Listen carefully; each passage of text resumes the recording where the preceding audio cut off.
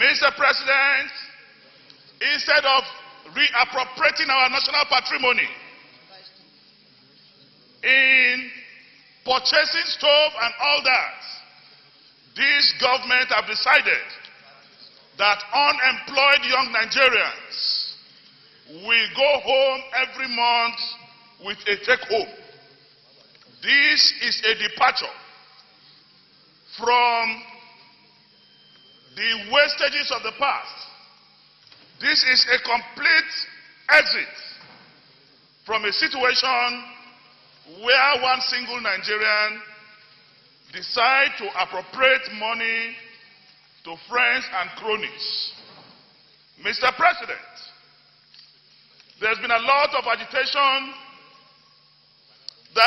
about borrowing. There is nothing wrong with borrowing, Mr. President. The United States of America, the strongest democracy today, is the highest borrowing nation in the world.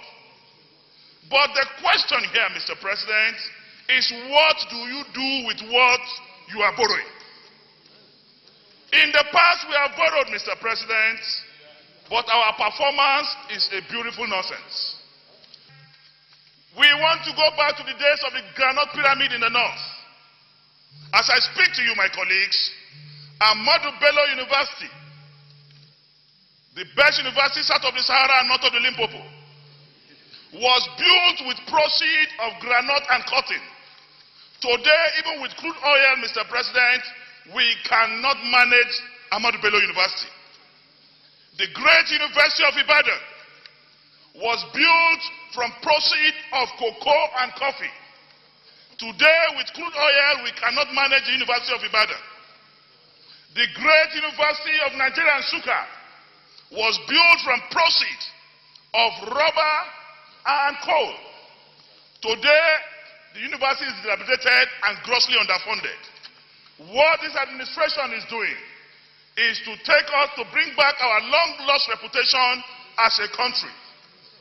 Mr. President, without belaboring us with unnecessary commentaries, the dredging of River Niger is very, very imperative. The proposal by Mr. President remains a proposal. The power to appropriate and have a budget belongs to the National Assembly. And that power, for the first time, must be exercised without fear or favor. Mr. President, Ajakuta Steel is begging for our attention.